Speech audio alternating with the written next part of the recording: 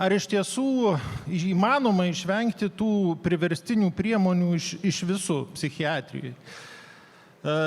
Tai galėtų būti galbūt tikslas, kaip horizontas, link kurio judam ir tą reikia stengtis darytis kiek įmanoma, bet turbūt medicinoje visiškai išvengti kažkokių tai nepageidaujamų reiškinių, ar tai būtų vaistų nepageidaujami reiškiniai.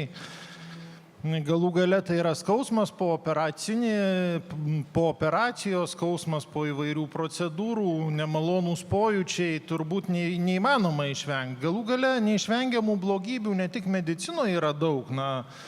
Elementariai paimkime automobilius, mūsų kasdieninį įprastą dalyką, be kurio mes neįsivaizduojam savo gyvenimu, tačiau automobiliai kasdienas užmuša ir sužaloja ne po vieną žmogų. Tai čia vardinti tą galim labai daug ir dėja pasaulyje neegzistuoja viena pusė. Visada yra dvi pusės.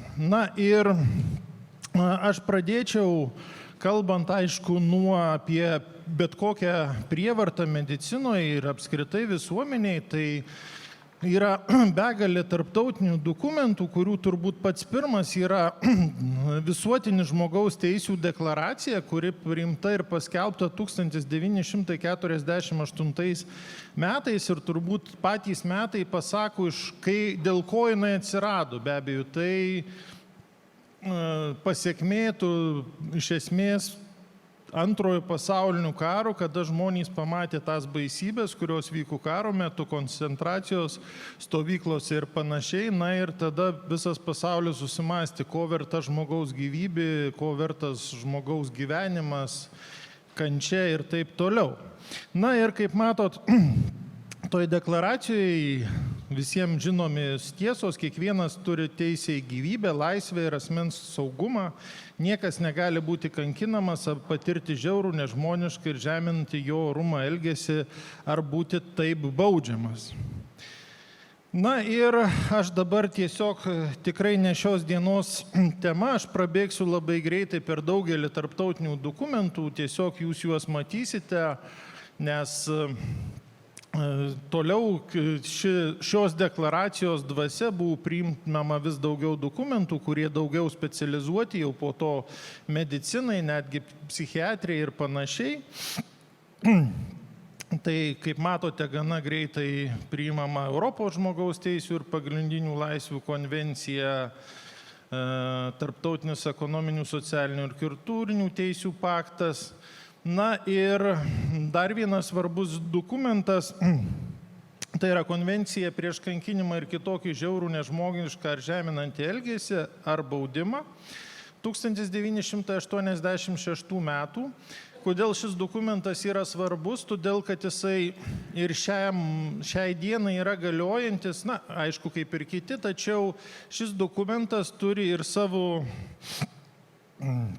priežiūros mechanizmą ir tas, kas bent dirba jau stacionaruose psichiatrijos, tai Lietuvoje turbūt jau visuose yra apsilankęs, yra, tarptautinė komisija prie Europos komisija, kuri ir po šiai dienai važinėja ir tikrina įvairias įstaigas, kur galimos žmogaus teisių įvairūs pažeidimai, tai yra tiek policijos įstaigas, kalėjimus, bet kartu ir psichiatrijos ligoninės bei įvairias globos įstaigas. Ir kur aš čia pažymėjęs jau keliose konvencijose, tai noriu atkreipti dėmesį, kad kartais ten žmogaus teisių gynėjai remiasi įvairiom konvencijom ir sako, ne, apskritai jokios prievartos taikyti negalima, prie žmogaus liestis be jo sutikimų negalima ir taip toliau.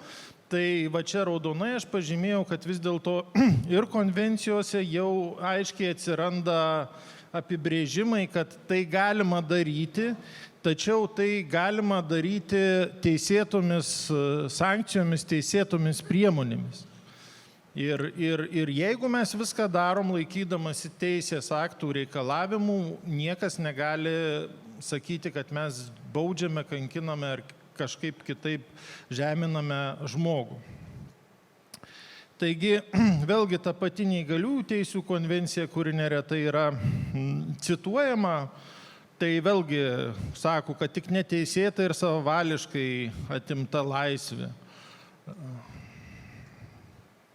Na, čia vėlesni, vėlgi įvairūs dokumentai, tiesiog nenoriu sustoti prie jų tarptautinių. Na ir pereinu prie mūsų nacionalinių dokumentų, tai be abejo ir LR konstitucijoje yra nuostatos kalbančios, kad draudžiama žmogų kankinti, žaloti, žeminti orumą ir taip toliau. Civilinis kodeksas kalba apie neteisėtą laisvės apribojimą. Na ir jau tada einam prie mūsų konkretesnių, tai yra sveikatos priežiūros teisės aktų, tai yra pacientų teisių ir žalos sveikatai atlyginimų įstatymas. Ir vėlgi čia raudonai pažymėjau, kad vėlgi yra daroma išimtis, kad užtikrinant pacientų teisę į privataus gyvenimo neliečiamumą, turi būti vadovaujamasi nuostata, kad pacientų interesai yra ir gerovė yra svarbesni už visuomenės interesus. Tačiau vėlgi šios nuostatos taikymas gali būti ribojamas įstatymų nustatytais atvejais, kai tai būtina visuomenės saugumų, nusikalstamumų prevencijos, visuomenės sveikatos ir kitų žmonių teisių ir laisvių apsaugą. Tai čia reikia vėlgi, kaip aš sakau, kada ten kokie nors ateina ir kritikuoja teisininkai ir teisių gynėjai kažkokius vienus ar kitus veiksmus, vis dėlto reikia prisiminti, kad ir kiti žmonės, aplinkiniai, šeimos nariai, kaimynai, galų gale tie patys medicinos darbuotojai taip pat turi savo teisės ir laisvės ir jos turi būti taip pat apsaugotos. Tai tas yra labai svarbu, nes labai dažnai užmirštama artimųjų, bet ypač dažnai paties medicinos personalų teisės ir laisvės. Na ir tam pačiam pacientų teisių ir žalos sveikatai atlyginimų įstatyme prie pacientų pareigų yra nurodyta, kad pacientas privalo pagarbiai ir deramai elgtis su visais sveikatos priežiūros įstaigos darbuotojais ir kitais pacientais. Vėlgi, jeigu žiūrėti juridiškai, jokių išimčių, ar tai yra psichikos ligonis, ar priklausomybėms sergantis ligonis, jokių išimčių nėra. Tai tą reikia irgi prisiminti, kad mes, darbuotojai, personalas taip pat turi savo teises ir su mumis turi būti elgiamasi taip pat pagarbiai, kaip ir mes su pacientu. Mes esam tokie patys Lietuvos Respublikos piliečiai, galų gale mus taip pat gina ir mūsų laisvės, ir saugumą, ir įstatymą, ir tos pačios konvencijos. Tai šiek tiek tokios platesnės įžangos. Dabar pereisiu prie jau konkrečiai mūsų temos. Tai dažniausia turbūt, gal ne vienintelės, o gal ir vienintelės psichiatrijoje naudojamos priverstinės priemonės. Tai yra priverstinis hospitalizavimas ir gydymas ir fizinis suvaržymas. Tai panagrinėsim juos šiek tiek atskirai. Tai priverstinės hospitalizacijos teisiniai pagrindai yra pirmiausia numatyti psichikos sveikatos priežiūros įstatyme. Tai čia aš jums rodau senąją redakciją tam, kad truputėlį parodyti, kaip tas įstatymas keitėsi. Tai kaip matot, pirminiam įstatymė 95 metų buvo nurodyta, kad asmuo gali būti prievarta hospitalizuotas, jeigu jisai serga sunkia psichikos liga ir yra pavojingas savo sveikatai ar gyvybei ir aplinkinių sveikatai ir gyvybei. Ar ne, turi būti dvi, priverstinai hospitalizuojant, reikia atsiminti, kad visada turi būti dvi aplinkybės. Liga ir pavojus. Tai, o toliau truputėlį panagrinėsim, kaip keitėsi. Bet dvi būtinai jos turi būti abi. Negali būti viena, pavyzdžiui, tik liga arba tik pavojus. Tai 2001 metų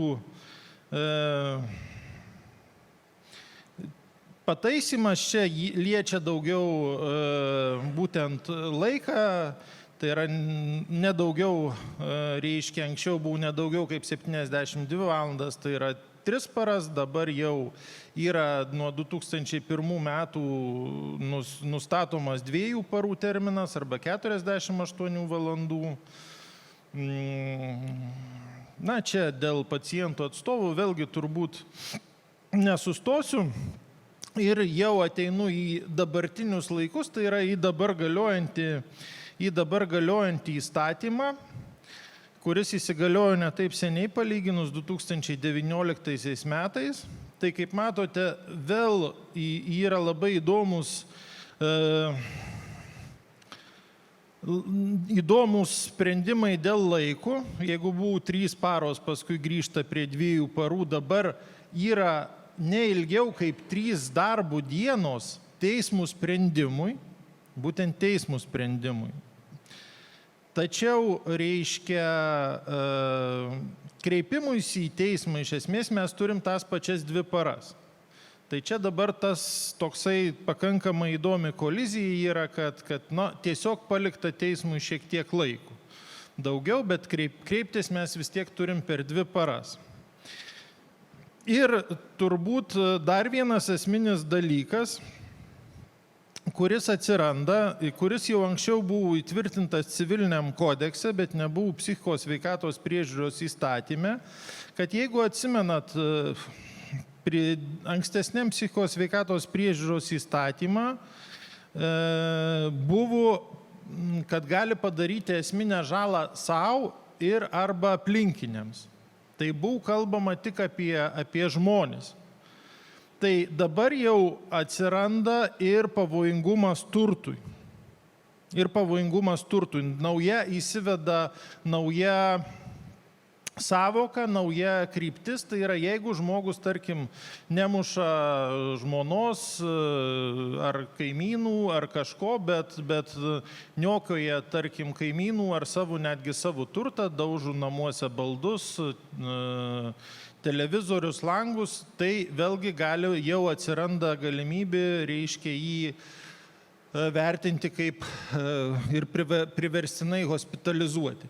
Vėlgi, ką noriu akcentuoti, kas yra labai svarbu, kad tai kalbama ne tik apie privatų turtą, bet ir apie įstaigos turtą, ar ne?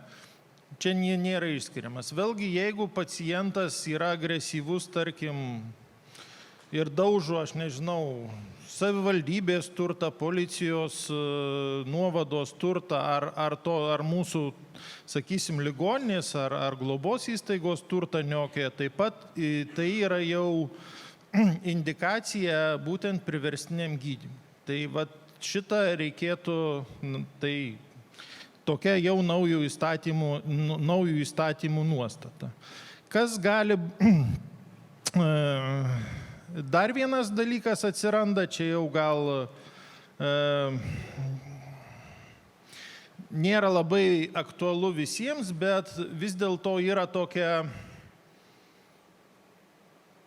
tendencija europinė, kuri mano galva yra labai neteisinga, tai yra atskirti psichiatrinį gydymą nuo priverstinės hospitalizacijos. Priverstinį gydymą atskirti nuo priverstinės hospitalizacijos. Kam galėjo šauti tokią išganingą mintis, aš neįsivaizduoju, bet aš, kaip minėjau jau anksčiau, daugelis žmonių, kurie sprendžia visokius teisinius ir kitus klausimus, nėra matę, aišku, nei psichikos ligonių ir jie sprendžia kažkokiuose teoriniuose lygmenyse. Nes kaip žmogų priverstinai paguldyti ir jo negydyti, tai aš neįsivaizduoju. Tai va čia aš įsivaizduoju būtų žmonių kankinimas. Reiškia, žmogus blaškosi, psichozei, neramus, daužosi, o mes jo negydom. Ir tai yra gėris teisinė prasme, kai kam atrodo.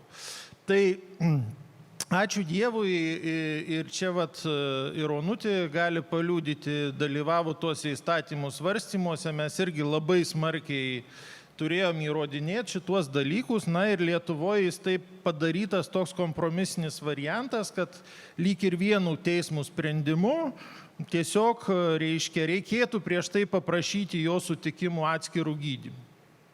kas vėlgi visiškai nelogiška, žmogus nesutinka gultis, bet sutiks gydymui. Tai va, bet kaip dėja įstatymuose atsiranda tokių įvairių niuansų, kuriuos reikia žinoti ir sekti, nes po to teisininkai vėlgi į tai žiūri visiškai formaliai. Bet vėlgi labai džiugu, kad mums bent Lietuvoje iš tiesų pavyko tą tokį kompromisinį variantą prieiti, nors buvo siūlytas ir atskyrimas visiškas, nes iš tiesų pasaulyje tikrai žinau atvejų iš kolegų, kada teismas paskiria priverstinę hospitalizaciją ir nepaskiria priverstinių gydymų. Ką tuo metu medikams daryti, aš neįsivaizduoju. Tai dar atsiranda, reiškia, tokios nuostatos, kad vėlgi čia galbūt nėra labai svarbu visiems, kad papildoma apsauga, kad tas pats gydytojas, reiškia, negali spręsti daugiau kaip 2 kartus iš eilės to paties pacientų gydymų. Na, vėlgi toks truputėlį kazuistinis sprendimas, logikos jame nedaug, bet lyg ir kad nepiknaudžiautų, kad tie patys gydytojai neturėtų kažkokius suinteresuotų. Tai vėlgi 2 kartus iš eilės gali, po to turi kažkas kitas būtinai priverstinai hospitalizuoti ir paskui vėl 2 kartus gali.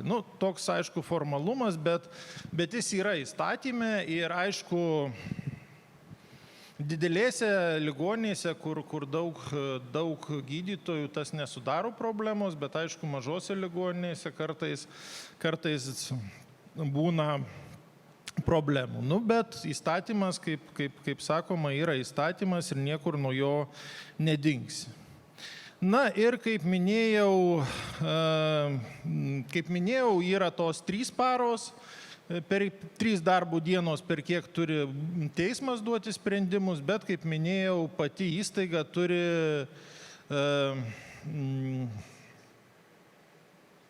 kreiptis per 48 valandas. Na ir terminai čia kažkodėl tai skaidrėse sukrito, bet terminai jau daug metų irgi nesikeičia ir ankstesniuose įstatymuose, ar ne, tai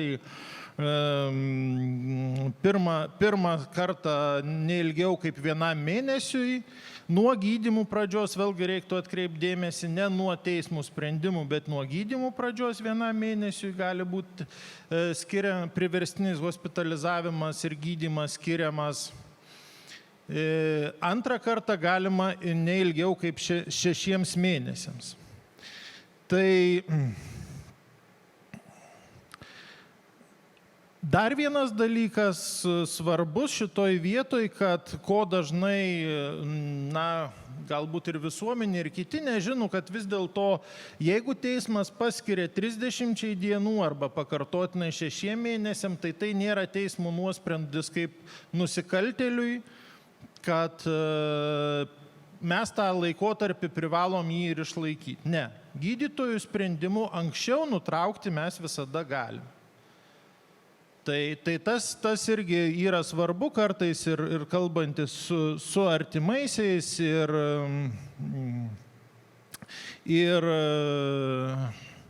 netgi, tai čia vėlgi aš labai atsiprašau, kažkaip taip jau čia išsiklaipi, tas 6 punktas ir sako, kad mes ne tik galim, bet ir privalom nutraukti tą priverstinę hospitalizaciją, jeigu išnyko tam tikros indikacijos. Tai iš tiesų aš kaip vėlgi dirbantis ligoniniai psichiatrijos tikrai galiu pasakyti, kad tų atvejų, kada priverstinis gydymas būna nutraukiamas anksčiau, tikrai yra ir ne vienas. Tai ta nuostata iš tiesų veikia.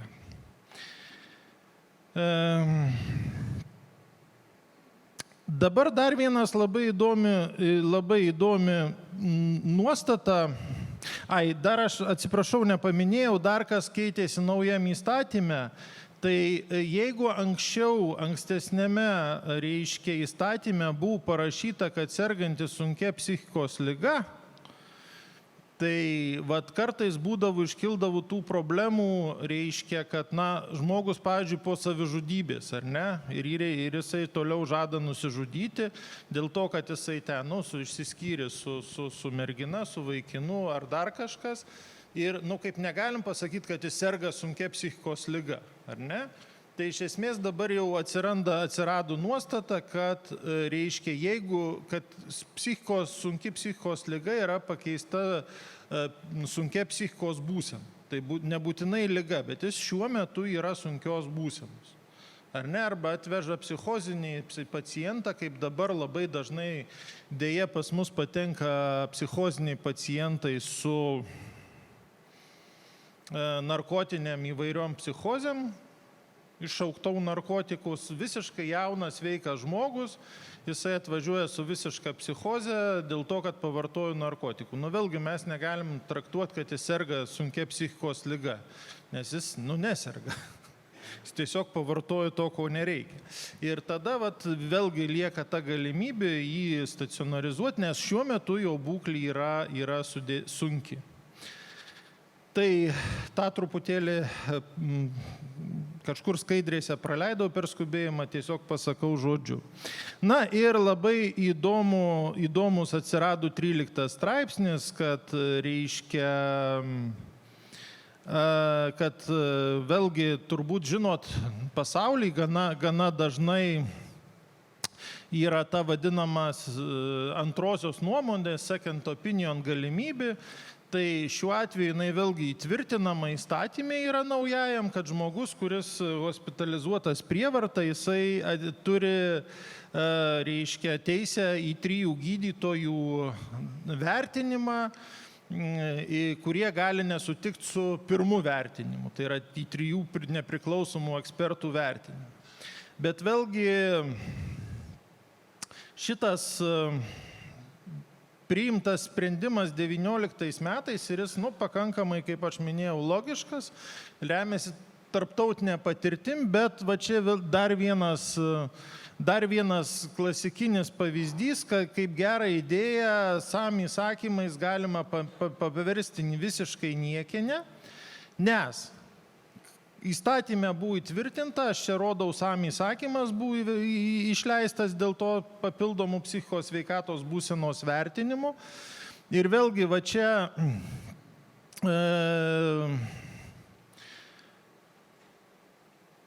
šitas 14 punktas, viską, ką aš parodau raudonais, viską paskandinu. Ta prasme, kad pacientas gali būti, kad jis pats apmoka šitą paslaugą. Tai buvo viena blogybė, kurios mes siūlėm nedaryti kaip ekspertai, nes didžiuma tada mes įvedam socialinę lygybę, nes dalis pacientų galės susimokėti turtingesni, dalis mūsų pacientų žinom, kad už elementarius dalykus negali susimokėti. Ir antras dalykas, kas dar blogiau buvo padaryta, tada mes siūlėm palikti, jau jeigu leidžiam pačiam susimokėti, tai palikim šitą, kaip čia pasakyti, kainą sutartinę tarp vertintojų ir pacientų, nes logika yra tokia, kad mes negalim nustatyti kainos, nes tai gali būti savaitgaliai, tai gali būti švenčių dienos, galų gale Vilniuje yra lengviau surasti 3 psichiatrus negu Rokiškį, nepriklausomčius tą įstaigą ir panašiai, bet ministerija iš vienos pusės pasakė, kad mes nemokėsim, tegul moka pacientas, bet paskui įkainius nustatė pati ministerija. Ir įkainius nustatė tokius, kad bent aš nežinau nuo 2019 metų, kad nors tvarka galiojanti, aš nežinau, kad nors vienas pacientas Lietuvoje būtų tuo pasinaudojęs. Nes paprasčiausiai nėra tau teikiančių įstaigų, nes įkainis yra visiškai juokingas. Tai irgi vienas iš pavyzdžių, kaip gerą idėją galima elementariai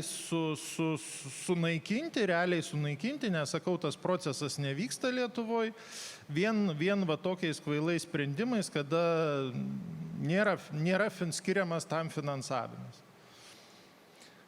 Tai gal tiek apie priverstinį gydymą, ir fizinis suvaržymas irgi labai džiugu, kad mes turime psichiatrijoje šitą apsirašę, kad mes viską fizinį suvaržymą darom teisėtai, nes aš kaip minėjau, tiek tarptautinėse konvencijose, tiek nacionaliniuose teisės aktuose yra sakoma, kad jeigu mes tą darom pagal įstatymus, tai mes niekam nenusižengiam ir jokie ten teisių gynėjai ar dar kažkas negali prie mūsų kabintis ir sakyti, kad mes žvėrys ir pažeidinėjam žmonių teisės ir visokių epitetų tenka išklausyti kartais turbūt ir jums.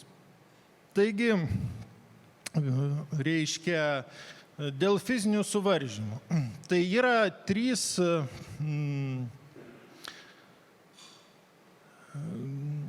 fizinių suvaržymų patį reglamentuoja iš esmės įstatymas.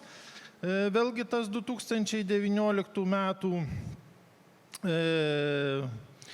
ir jisai įstatymas sako, kad fizinių suvaržymų priemonės gali skirti gydytojas psichiatras ar vaikų ir paauglių psichiatras, išskyrus atvejais, kai fizinių suvaržymų priemonės būtina taikyti nedelsiant. Tuomet gali būti tokį sprendimą, gali priimti psichikos sveikatos slaugytojas ar greitosios medicinos pagalbos specialistas. Tai va, tas irgi yra svarbu, kad slaugytojas ir GMP specialistas gali priimti sprendimą, jeigu reikia nedelsiant fiksuoti. Na, čia aš nesustosiu turbūt, nes daugiau apie tai prie paties įstatymų, nes daugiau šitas pakomentuosiu tos pačios normos, kurios yra įstatyme, jos plačiau komentuojamos ir aiškinamos įsakyme specialiam SAM dėl fizinių suvaržymų priemonių taikymų. Tai, kaip matote, iš esmės Lietuvoje fizinių suvaržymų priemonės yra 3. Yra 3. Labai aiškios. Tai yra fizinis suvaržymas kūnų jėga, kitaip sakant, rankom. Kitaip sakant, apkabinti agresyvų pacientą, laikyti jį už rankų ir panašūs veiksmai. Aišku, tai yra trumpalaikis, tas, kada reikia taikyti nedelsiant ir tokį sprendimą iš esmės dažniausiai ir gali priimti slaugytoja arba greitosios medicinos pagalbos darbuotojas. Toliau, aišku, yra specialios fizinių suvaržymų priemonės.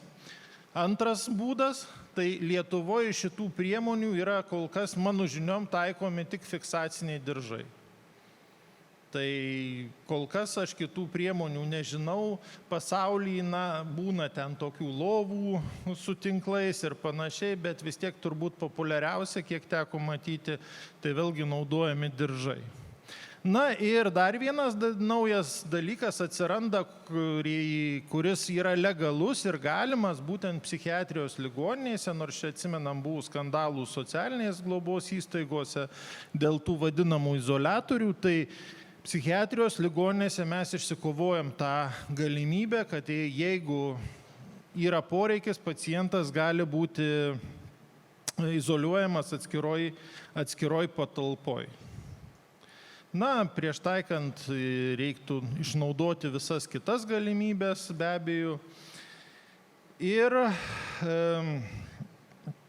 jau minėjau prie įstatymų, kad suvaržymą skiria gydytojas psichiatras ar vaikų paauglių psichiatras. Ir tik tai esant labai skubiais atvejais, reiškia, gali būti psichikos sveikatos slaugytoja ir GMP darbuotojas.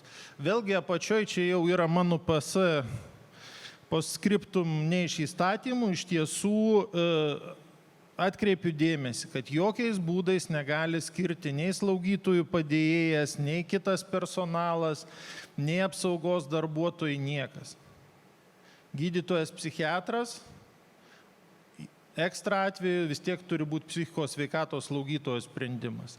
Vykdyti gali ir be abejo slaugytojų padėjėjai. Galima iš esmės pasitelkti su apsaugos darbuotojais yra sudėtinga, jeigu jie nėra ligoninės darbuotojai.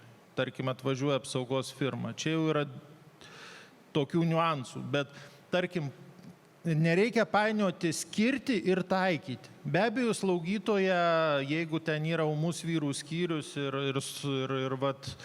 jaunas, stambus vyras, be abejo, kad ir slaugytojų padėjėjai tą daro. Ir mes kviečiame savo apsaugos darbuotojus, kurie yra mūsų įstaigos darbuotojai. Bet paskirti negali nei slaugytojų padėjėjas, nei kiti. Taigi, tai į tą atkreipiu dėmesį, kam aktualu. Čia iš esmės tas pats, kadangi tie, kas taiko, turi būti išklausę mokymus. Bet tai būtent taiko. Vat atskirkim tuos. Skiria šitie taikyt gali ir įstaigos darbuotojai išklausę kursus, dažniausiai slaugytojų padėjėjai. Čia daug prabėgsiu, kitų čia dėl taikymų, kad priemonės turi būti sertifikuotos, vėlgi, kaip minėjau, kad pirmiausia, kiti metodai turi būti išbandyti. Ir lieka iš tiesų, kodėl aš sakiau pačioj pradžioj, kad labai gerai, kad mes turime šitą fizinį suvaržymą labai gerai reglamentuotą tiek psichikos sveikatos priežiūros įstatymų lygmenį, tiek SAMI įsakymų lygmenį, todėl, kad yra milžiniška problema, ką daryti ne psichiatrijos įstaigos. Ir ta problema, mes apie ją jau kalbame bent 10 metų ministerijai, jinai yra nesprendžiama. Mes visi puikiai žinom, kas darosi reanimacijoje, kad dauguma pacientų bent jau ranka yra su lašelinėm prifiksuota. Toksikologijos skyriuose delyrai prifiksuoti, slaugos ligoninėje nemažai pacientų prifiksuota. Į ten niekas nelenda. Įdomiausia, žinokit, kad jokie žmogaus teisių gynėjai į tas įstaigas nelenda. Ir niekam ten neįdomu. Nors reanimacijose jie prirašami parom. Pas mus ten maksimum kelias valandas. Čia ir yra paradoksas ir už tai, kad ten nepatogu. Tai, žinot, aš čia pabaigai tiesiog, tai yra tokia rytų išmintis, kad sunku pagauti juodą katiną tamsiam kambarį, ypač kai jo ten nėra. Tai, o mūsų, sakysim, ministerija ir įvairios ten teisių gynimų organizacijos naudojasi priešingą logiką, kad labai lengva nematyti dramblio šviesiame kambaryje, ypač kai nenori jo matyti. Čia jau mano išmintis. Ne rytų. Tai iš tiesų tuo ir norėčiau baigti, nes iš tiesų teoriškai dar fizinį suvaržymą gali taikyti tos įstaigos, kuriuose yra psichiatrijos padalinys. Bet tada reikėtų išsikviesti psichiatrą, tarkim, Santariškėse formaliai, ar ne, jie turi psichiatrijos skyrių. Kauno ligoninėje formaliai turi psichiatrijos kliniką. Neformaliai jie turi, bet kituose patalpose ir taip toliau. Tai teoriškai jie tada turėtų kviestis psichiatrą, kuris kas 1,5 valandos paskirtų, sėdėtų slaugytojų ir taip toliau. Ir ką daryti kitų įstaigų darbuotojams, klausimas yra visiškai neatsakytas, nors, kaip minėjau, daug kartų keltas, bet kaip minėjau, kai kam to dramblių šviesiam kambarį nematyti yra labai patogu ir gera. O ką daryti darbuotojams tų skyrių, kad su agresyviais pacientais arba besiblaškančiais, skęstančių gelbėjimas lieka pačių skęstančių reikalų. Tai taikos ir ramybės jums šitam neramiam pasauly ir jūsų neramiam darbe. Ačiū labai.